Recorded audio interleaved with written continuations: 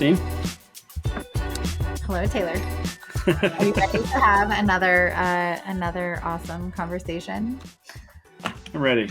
We're really hitting our stride. This is the 5th episode of the podcast, and I'm fired up. This is great. We're gonna keep the. You're gonna ask me a question. I guess we're gonna keep this this trend going, where you're gonna blindside me with a question every episode, which is really fun for me. I love that. So let's do that.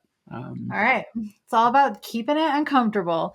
Okay, so who is the most random hire you've ever made? Like the person that you weren't expecting, or like you just found someone or you didn't think they were going to work out? Like, what is the most random, unexpected hire that turned out to be the best? I mean, the instance, this happens more and more recently because you and I both have changed our. Well, I'll speak from my perspective. I think you've been better at this historically than I have. So I've changed my perspective or my approach to hiring, where I'm kind of like always hiring, i.e., always looking for the right people or open to opportunities. I'm very interested in, or very focused on, not letting the job title or the specific thing that we need filled within our companies dictate the conversations that I'm having, and more focused on listening to the individual, making sure that it's a good fit, and then looking for alignment with their skill sets, their passions within our companies. And if that needs to be a different job title or a different thing, then I'm cool with that. That was not how I always did things. I have certainly done it more like traditionally lots of times. So to answer your question, I mean, I think honestly, the way that we've built the Impact Initiative team really fits that bill, where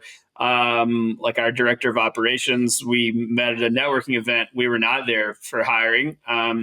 We were there to network. We were actually like there. We had a speaking engagement. We were there, primarily for the purpose of trying to close new clients and to, align our services with the people in that audience. Had a conversation with her, and like fast forward, she's an integral part of our team currently, and we've continued to build and grow with her, and she has a amazing skill sets that we don't have. And so, yeah, I think, and we did the same thing with our content manager, and the list goes on. So yeah, I think it's kind of how it's kind of how I build now. And I think I'm consistently surprised at who those people are, but it really has yielded the best results versus like plugging someone into a gap within a company, and letting the job title dictate the individual and how that person shows up within the organization, versus like really making sure to understand who they are, what they want, what they can bring, and then building a position around them. And of course, that position still solves some of the primary needs of like our businesses, but that shifting that lens in that kind of priority list has really been impactful for sure. It's just a much more I think productive and honestly, like a much more fulfilling way to build your team, because you get to like build with people versus plug them into a hole, right? Like it's almost like you have a hole in the dam, and like that person is like the chewing gum that you stick in the dam. You're like, oh, that person, that's good. That's good for now, right? Like that'll stop the bleeding for a second, or like stop the leak until I don't know. It always, there's like an impermanence to that like hiring approach. Yeah. Versus really like building and starting from that place. And I think we're going to get into that today. Like that's a very culture first way to hire, in my opinion, versus trying to tell someone what they can do inside of an organization based on a job description. And then what you end up doing is cutting off lots of opportunities for that person to like really excel inside of your business based on the skills and experience they have, right? They just like shed massive parts of what they bring to the table because they're just trying to fit within a box that you've written down on a sheet of paper that you then give to a recruiter or something. and then you don't pay attention to all the other important parts, which I think is a massive disservice. So that's what we're going to talk about today. We're going to talk about what in the fuck is wrong with our with our hiring. They're like, it is mind blowing that we have this two very distinct narratives. They are on the business side, people need people to work. They're like, I can't find good people. I have all these positions to fill, blah, blah, blah. On the employee side, no one is getting hired. So there are tons and tons of people, and you and I, like, we talk to them. We are friends with them. Some of them are in our families. We're like amazing people that need work and are applying to an absolute shitload of jobs and not getting hired. They're not getting through the gatekeeper. They're not getting through the what it is now, and we can dig into this, but is the AI gatekeeper. They're not getting through this paywall of sorts that to have a conversation with anyone. And so there's this massive divide, this gap that is actively happening right now, where both sides are not talking to one another. Lots of people want jobs. People need people to work. It's not happening. Yeah. So, there's so many facets of this. We're going to try to make this a condensed conversation and try to boil this down into two very distinct parts. So where do we start? From like a hiring perspective, you have a really good take on this, of this kind of like always be hiring. Where do we go? What do we do? Yeah, I think, it's really sad. I'm going to try to have this conversation from like a not from a blamey perspective, because it's really frustrating to see. Like, on one side, I think that it's really sad to watch some of these incredible businesses close. Like in Denver, I know of two of our favorite restaurants have closed in the last couple of years because they literally said in their closing words that they can't find good people. They can't find people to work for them. The hiring is like actually why they're closing. And so I'm sure that there's a lot that goes into that, but it really breaks my heart. I'm like, that should not be the case. This actually can be the funnest part of our business. And every single business owner that we talk to, it's the worst part of their job. I don't care if it's an enterprise business, like everyone complains about this. And I'm like, I think that there's such an opportunity. This is a part of your business.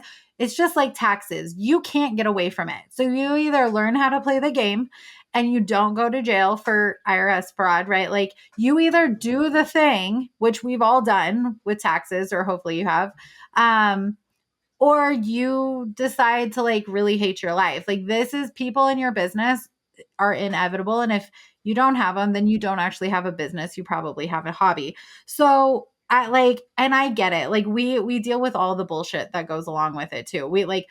I've had people embezzle from me. I've had people quit and no show and all of the things like what you've experienced, we've probably experienced. I get it. And it's inevitable. So like, choose to love it, or just like find yourself a basement and like die there, because you have with people. I'm not kidding. I'm so tired of this narrative. Like, we're just so whiny. I'm so sorry. Someone's going to fast forward to 9 minutes into this podcast and get that. And then you're like, well, that's fucking weird. All right. I'm so tired of the narrative about like this hiring thing. And I'm like, okay, like, we have to deal with it. So let's talk about how to do it well. I'll quit bitching. I said I wasn't going to go blame, and I went there a little bit. The answer is not to die in your basement. I want to make that very clear. We're not advocating for that. We're going to provide you some very real solutions and ways to think about it. That is not basement death. All right, fine.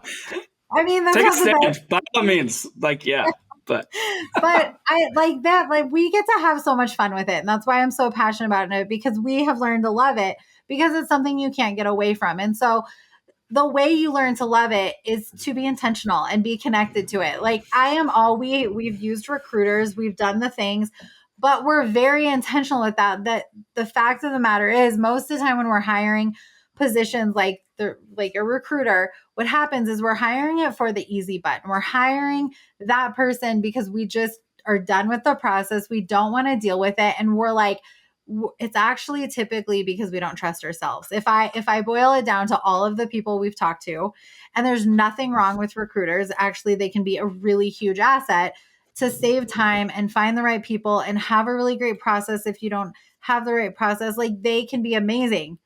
Also, they can be a cop out. And so I want to start this conversation by saying you have to be intentional. You have to be connected to the process. And you have such an amazing opportunity. If you are intentional and you're connected to the process and you choose to just enjoy the process and laugh through the process and just get excited about finding the right people, like it's something that I take such pride in that on Friday night when we were at a certain steakhouse here in Denver, I literally we had a terrible experience. It was actually an awful experience. And the woman who was waiting on us was incredible. She took ownership and she was amazing. And at the end of the dinner, I was like, I have to thank you for taking ownership. Like you're an incredible human. And we had this great conversation. She's like, I feel like I'm getting interviewed. I feel like I'm on a podcast. And we're talking to her about employment. Like we are in the conversation about that because she was that incredible. And she has a lot of potential and she has big goals and big dreams. And all of a sudden, this amazing, beautiful conversation opens up. And the reality is, I could have just been pissed off because it sucked. Like the experience was not great, but she did it right. And so, as a business owner, as someone who's hiring and has a team, are you always looking for the best of the best? Because I am, and I have a hell of a lot of fun with it. It's like a game for me. I'm like, who can we put in this position that's actually going to take us to the next level and support us in a way that we all get to have fun? Are you clear on your culture? One of my clients literally this morning said to me, well, we don't really have a culture. And I was like, guys, it's just there is no pause on culture. You have a culture whether you want it or not. And they have an incredible culture.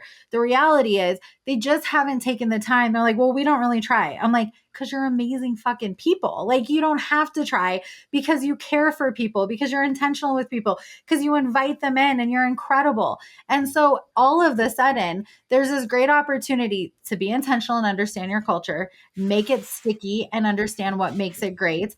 Ask your freaking people what makes it great. Talk to your people, your best players, and then outline that. If you're using a recruiter, do they know who you're looking for? Do they understand your culture? Have you invited them into your culture? And or are you using someone online and they ask 5 questions and ask you to send them the job description and you hit go? Because if that's what you did, it's probably not working out well. And that's why, because you're disconnected, it's abstract, and you're not involved. And Taylor and I are all about tech. We have a company that literally is a tech company. It's tech forward. Also, it's only as good as you make it. And if you're not intentional and you're not invested in that process, it's probably not going to work because the computer only tells you, it's kind of like your brain, it only tells you the information you tell it to look for. So if you're looking for the wrong things and pumping everything through an auto finder, it's only going to find you things. And if it's not working, then you're probably not connected to the process and you probably don't know what makes your culture great. Therefore, you're probably not getting great people. So my number one thing is be connected, be intentional, and understand what makes your culture great. And you can't do that unless you talk to your people because you don't know what you're doing. You don't know what makes you great because you don't experience you. So if you're at the top of the company, you have to ask others. You have to get that feedback. You have to ask those questions to understand what makes your culture great.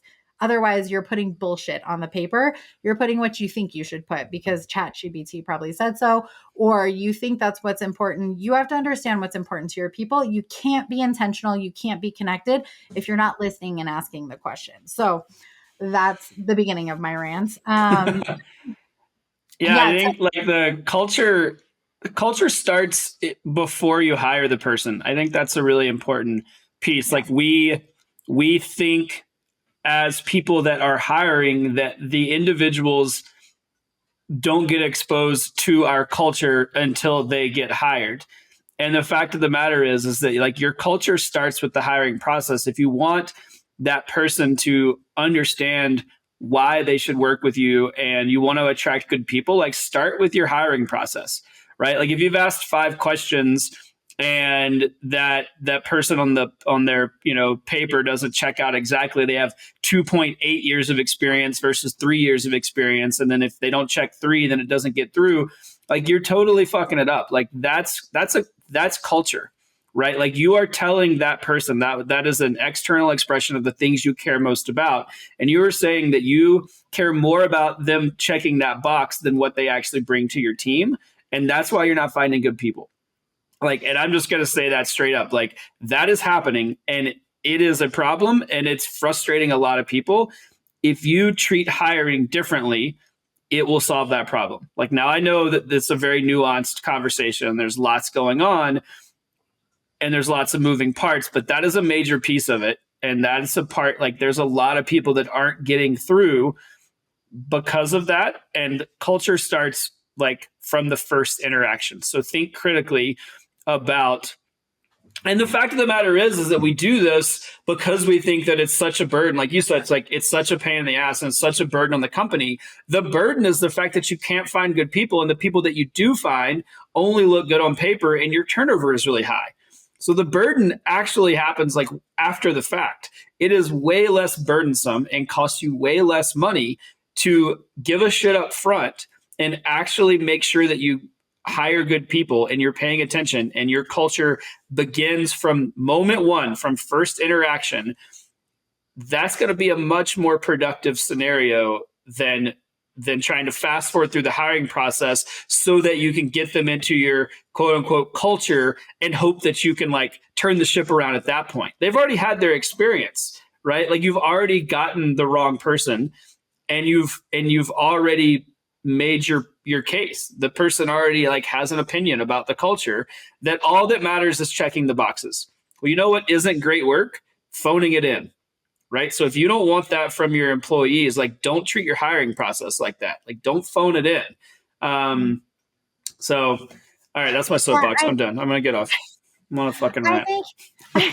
Well, I think it's just, I think for us, it's been such an incredible process. Like you're talking about, our director of ops, and like she's incredible, and like it was such a random conversation how we started, and like every time someone asks us, are you guys hiring? Like you guys, every time we speak, every time we're like, we spoke last week, I was like, do you think we could like get clients and not just employees?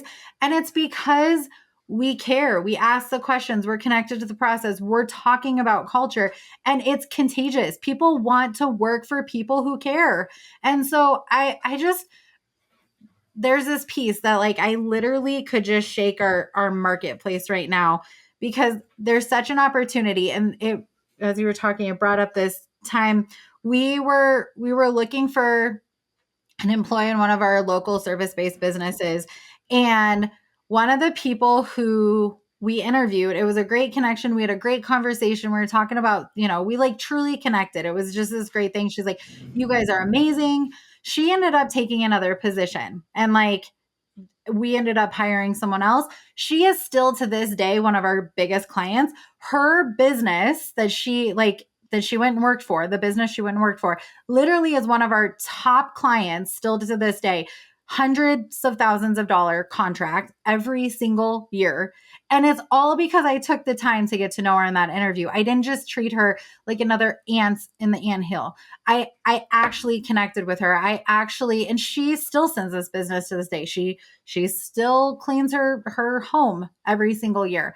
And it's all because I took the time to be intentional, because we're not thinking about the client that person could be. We would never show up with a client the way we show up in interviews and in the onboarding or hiring process. It is honestly so disgusting. And I'm going to use that word, and I mean it.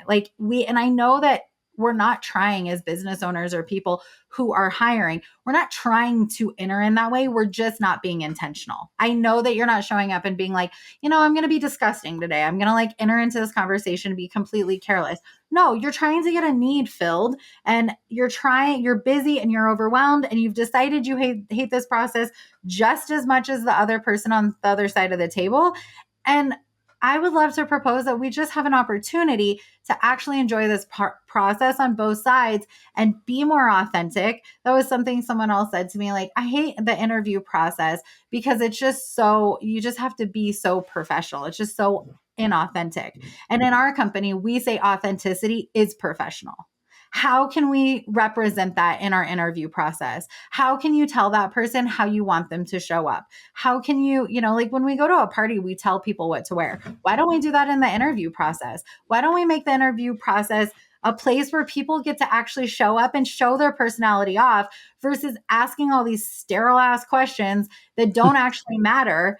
And all of a sudden we get to have a different conversation. And so why don't you start with just thinking through the hiring process and the onboarding process and think about how can you make it fun? How can you make it enjoyable? How can you make it an experience that your employees are going to remember? Because those are the companies that people want to work for. People want to, where you want to go to a steakhouse and have a great experience. Why should the place you spend most of your life not start with a great experience? Why does it have to start with this sterile, weird, buttoned up process that no one actually gets to show who they are because we've decided it's unprofessional? And I'm like, I like to squash that. I like to give people an experience that they remember for the entire time and beyond that they work for us. And that's the conversation that I want to have. How can we actually flip this on its head and enjoy it on both sides of the table? Because it's something we all have to do. We don't have a choice. Can we talk about these like multi-month long hiring processes as well? Like, what in the world is going on? I'm like, because I come to that, or it makes me think of that because you're talking about like authenticity, and I'm like, man, can we just admit that no one has time for this, including the people that you're hiring? What that creates is a war of attrition. That's a last man standing approach. So what you found in doing like these 4 to 6 month, 3 month, 7-step interview processes is somebody that doesn't have anything going on and nothing better to do except to show up for your interview. Wouldn't you rather want someone that has something happening where they're like, no, like I need to know in the next few weeks, like I have other offers and I'm ready to make a move, right? And like also, why are you so unclear that you have to meet with this person 12 times and have them do a project? Don't you know what you need in your business? Don't you know what questions to ask? Don't you understand what true culture fit looks like? If you do, you shouldn't have to go through a multi-step interview process. Make sure that person's a good fit. Have a couple conversations. Be clear on what you need. And if they're the right fit, offer them the job. Or not, move on, right? Like, what is happening, right? Like you finally get, again, to your point, like what a miserable experience. You finally get a job that you feel like you're in alignment with, and then they run you through a gauntlet that you have to stay up till 2 a.m. while you're already working, right? Because let's assume that we're talking about high achieving professionals, and these people have jobs. They're not sitting around waiting for work. They're trying to advance their career. So they've been at work all day, and then you've given them this project and this thing and this multi-step thing. And now they got to also you got 8 interviews that happen during the workday. Well, that person has a job. Like, what the fuck, man? Get clear, find the right people, and move on about your business. Like, it's such a broken system. And I think it's such bullshit that is somehow now a measure of like quality candidates. And the more intense the hiring process, the more the better the company is. Like, I see that as a total red flag. I'm like, what company has the ability, and thinks that that's an appropriate allocation of resources to put all of these different departments through an interview process, to put this individual through an interview process that ultimately is only going to yield the individual that can just put up with your bullshit the longest? That's not hiring from a place of culture either. No. And so, like, again, to your point. Yeah, go ahead. Sorry. No, like, just back to, that's, I think there's just an opportunity for authenticity to just say, like, no one, like, that's not fun. No one has time for that. Like, could I ask more questions? Could I? Sure. Also, I got shit to do. And I want to find the best possible person that's in alignment with our culture, that has the ability to show up in a way that's in alignment with the work that we need done. And I want to put them in play as quickly as possible so that they can start doing great work that supports what I want to do in the world, right? Like, I don't want it to last 6 months. Like, and that's me being honest. I'm just like, I don't want to have that many conversations with you. I know exactly what I need. I know what a good fit looks and sounds like. And then I know what questions to ask. I do that a few times and we're off and running, or they're not a good fit and I can move on about my business, and like give that person, out of respect for that individual, give them time back so that they can go find the best fit. If it's not with our organizations, it is with somebody else's, right? So I also don't need to hold that person captive on some hypothetical scenario that they end up getting hired, right? Like, because it captures that person's time and bandwidth and energy. And there's an emotional part to finding a job that we need to recognize as people that are hiring, that it takes a tremendous amount of emotional bandwidth for an individual to apply to jobs. We need to be respectful of that, right? I think it is like massively disrespectful to tie up that person's energy emotionally while they continue to go through our bullshit hiring process. Like, be clear, ask the right questions, get them in at the appropriate amount. And then, like, if they're not the right fit, send them on their way so that they can go put that towards moving on in their life and moving on in their career. I'm realizing now, like, how fired up I am about this topic. Like, I was like a little bit fired up before. Now that we're talking about it, I'm just like, good Lord, what in the world is happening? Well, like I said earlier, there's just such an opportunity to do this well and have fun with the process. And like, I literally I have story after story that I could tell that I've made incredible connections because of the hiring process. And like, we treat it as such a weird, disjointed part of our companies. Like, it's just so disjointed and disingenuine. And to your point earlier, like, these long processes, if you care about efficiency and you have a 3 or 6 month hiring process with multiple interviews, you just weeded out everyone who cares about efficiency. No one who cares about efficiency and innovation is going to stand through that. So if you care about that and that's one of your core values, you probably should have an efficient hiring process, and more information isn't actually efficient. So I think a lot of times we try to make it complicated to prove that we're a good company or to prove that we're efficient or doing our due diligence. That's not efficiency. Trusting yourself is efficient. And we say that, because we're fired up about this, and we're fired up again because we've done it wrong and done a shitty job and really messed it up. And it was a pain point for us. And then we've spent the last decade and a half figuring out how to do it right and what works and how to do this across all industries, all different sizes of companies. And simplicity is something that really works. It's not easy, but it can be simple. And if you don't have those questions, drop a comment, hiring tools, and we can help you get those questions, map out those questions. We have a process that's really simple and easy that can actually improve the whole process from post to onboarding. It can be simple. It doesn't have to be hard. It doesn't have to be complicated. So if you need help with this, we're here to help. We have lots of tools. We help a lot of companies with this, and it's not a cookie cutter. It's not always the same questions, right? Like, we can Google great questions. You have to have questions that are going to help you really understand if they're a culture fit, because a lot of times we find our clients doing too is they figure out if they're a culture fit, then they like forget about like if they can actually do the freaking job. So they put the person in the job and then they forgot about the skill based thing. And I'm like, you have to have both. You really do. You can teach people a lot of things in most industries, but you have to make sure first they're a culture fit, second if they can do the job, and you have to have real tools and tactics to understand that. Now, does it have to be a week-long project? No, don't do that. That's not a good use of anyone's time. But understanding if they can actually do the job is a really important thing right now in our workspace, because a lot of times we hire people and they can't do the job, even if they have experience, even if they went to school for it. Mainly if they have experience, I look at that more nowadays than if they went to school for it, because the reality is we're not seeing as highly qualified people that just have degrees. You're going to have to do more training. That's just the reality. But if they have actual experience in a similar position, I look at that a little bit more. Like, I think right now in our marketplace, in a lot of ways, there's some industries that's not going to be true for, but in a lot of ways, experience actually speaks louder, or passion and like an understanding of if they actually have those tactics. We had a girl she's incredible at social media. She's straight out, she doesn't even finish college, and she's incredible. We also have someone who literally has never even went to school. Her personal social media is beautiful. So can that person do the job? Do they have the ability? Do they have an eye for design? Do they have what you're looking for? And are they a culture fit? I think those things are really important.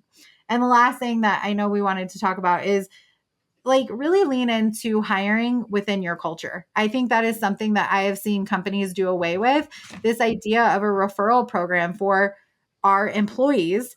And it's where I have found my best people. Like, I have found my best people within my organization, within their contacts. So do you have an employee referral program? The best compliment someone can give you is asking a friend or a family member or a past colleague to work with you. That means you have a good culture, because they're inviting their friends in. If you have a shitty culture, they don't want to put their friends what they're going through, right? So is there an opportunity for you to leverage the relationships that are already working in your organization? So that's something that we have loved. You can value people in a really amazing way. And people who work with their friends, they stay. There's loyalty there. They have fun at work. They enjoy it, and they're going to be more loyal. So any final thoughts on that, Taylor? No, I think we covered it. I think, again, I want people to walk away. One, I think there's a massive opportunity to think about hiring through a different lens. I don't think that the approach is to see it as something that is a frustrating part of our businesses, or something that even honestly is to be farmed out. I think it is truthfully and very like tactically the most important thing we do, right? If we're not getting good people, if we can't find people, if we can't, if you're having these problems, that's the most important thing you can solve for. So it is where you should put a lot of your time and energy. And so I think we have a tendency to double down on these systems that we have in place that are not serving us, and they're only going to deliver the same results, right? And so I think that is part of this narrative, or part of what is forming this narrative that we kind of kicked this episode off with, is that you have these two sides, and one is frustrated they can't find a job, and one is frustrated they can't fill the job. And I think that part of that can be solved with just recognizing that the hiring process is part of your culture. It should be an integrated part of what you're doing, and it's a very, very critical part of the through line that creates good hires and then ultimately creates retention. And that is another part of the problem to solve. If people don't leave, you don't have to hire. Right now, of course, people are going to leave. Absolutely, that's part of what we do. What we're going to have to deal with, but we can certainly limit that. Right? Like, we can limit turnover. We can, it does not have to be as much of an issue if we're starting with a process that values that individual, that is authentic, and then we build that into our culture. And then we make sure that person has the tools to excel. And that's a whole other conversation once they get into their job, like how they are supported. But that support really starts from the hiring process. And I think that really changes how people stay in jobs, how they value that. And I think that there's a massive opportunity there. So like you said, we have tons of tools to support this. This is something that we do a lot. Is one of our primary focuses in the organizations that we work in and with. So if we can be a resource, if you need help solving this problem, if you don't know what that language sounds like for you, if you don't know what culture looks like from a hiring perspective, you're struggling with these narratives that we've we've mentioned, then I want to encourage you to reach out. You can find us at impactinitiative.network. Feel free to reach out to us there, drop us a contact form, and we'd love to connect with you and understand what your problems are and how we can help be part of the solution so that you can actually round the corner on this and this not be a part of what you deal with on a daily basis, but actually part of a massive opportunity for yourself and your organization. So thanks as always, and we'll see you next time on Impact Minded.